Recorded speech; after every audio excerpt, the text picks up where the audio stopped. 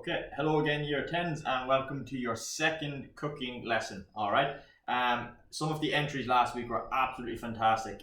Myself and the other PE teachers were all blown away by some of the entries. So really well done, and especially a very big well done to Harry in year 10 CAO. Okay, Harry will be receiving his prize when we get back to school.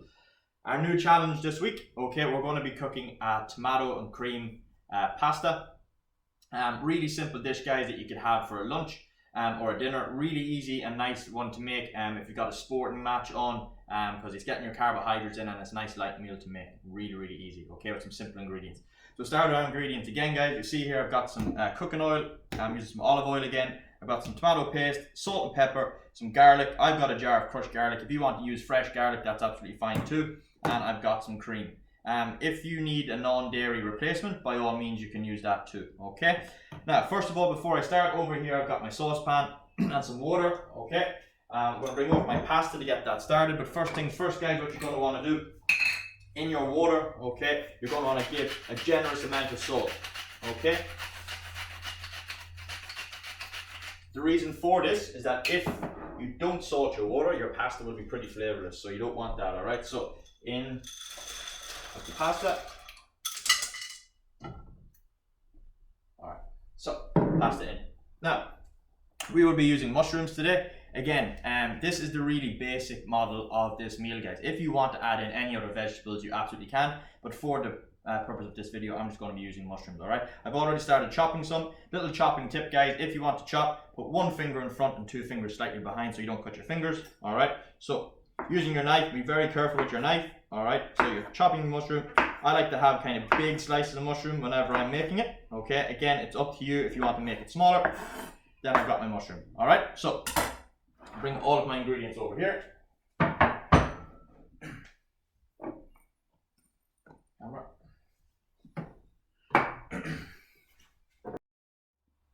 so our first step, when we get over here, you can see that our pasta is already boiling away. Alright, just give it a stir every so often, guys, to make sure that it's not sticking to the bottom of your saucepan. Alright, I've got the heat on, kind of a medium heat on my frying pan now. I'm going to add in some oil. Alright, and ensure that the pan is coated. Alright, so first thing I want to add in, guys, is my mushrooms, okay?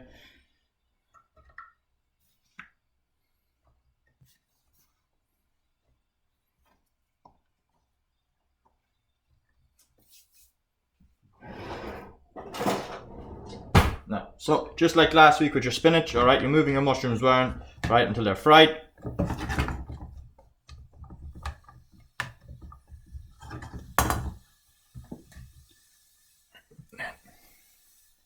What you can do, guys, then is as your mushrooms start to fry,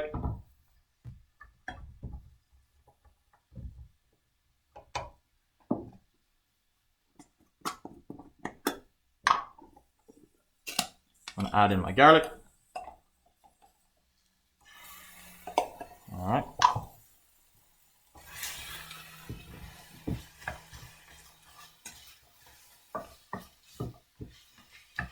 Alright, and this should be cooked probably for about 5 to 6 minutes on a medium heat. Just make sure you keep moving your mushrooms around to distribute the heat evenly around the mushrooms, alright? As well as that, guys, make sure you're seasoning all the time for flavor. So, a bit of salt.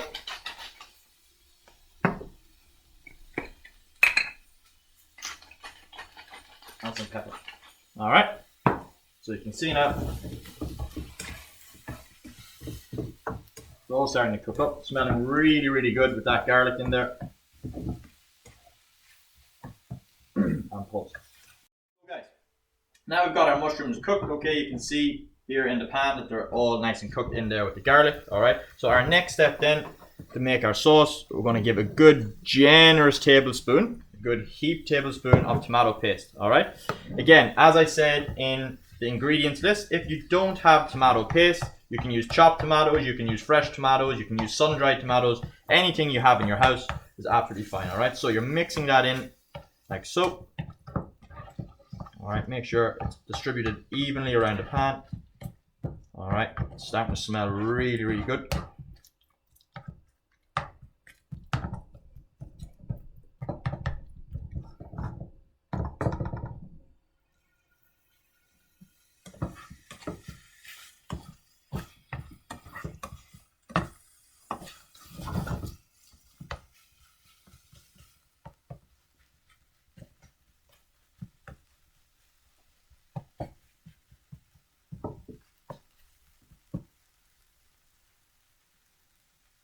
I can see just now, guys, that my pasta water was starting to boil over. Just make sure that you keep an eye on that and make sure that it doesn't boil over. All right, so my mushrooms are now coated nicely in the tomato paste. All right, for my next step in making the pasta sauce, guys, I'm going to use half a cup.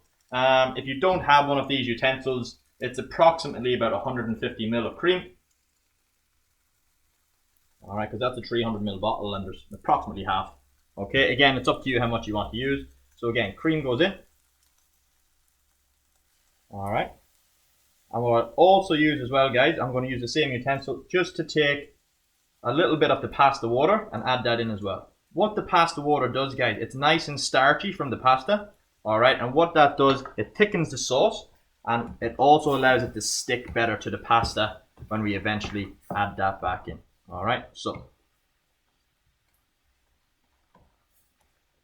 this is a delicious pasta sauce being cooked up right now. Guys, so about 4 or 5 more minutes has just passed. All right, and my pasta sauce is now looking like this. Okay, so I've got my mushrooms, garlic, tomato paste, cream, and pasta water in there. It's into a nice kind of thick consistency. So I'm going to bring that over here. So that's all done. All right.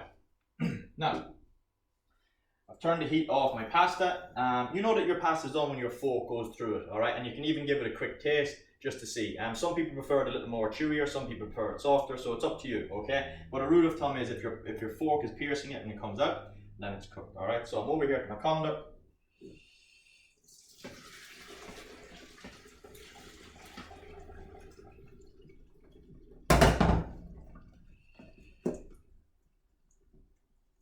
All right, now the way I'm going to serve this, guys, I'll put my pasta down first and then add the sauce on top. However, if you prefer, you can mix in your sauce and your pasta all into the pot and mix it all around. That's absolutely fine too.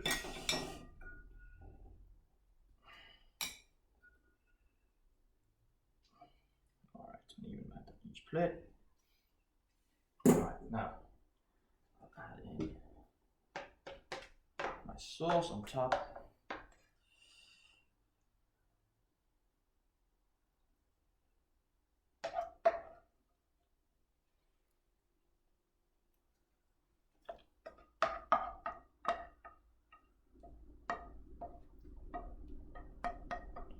Alright, and there, guys, is complete your creamy mushroom and tomato pasta. All right, really simple to make, really simple ingredients, and I hope you enjoy cooking it. All right, remember, clean up all your dishes and upload a picture of your work to your Teams page or wherever your PE teacher advises. All right, happy cooking, guys.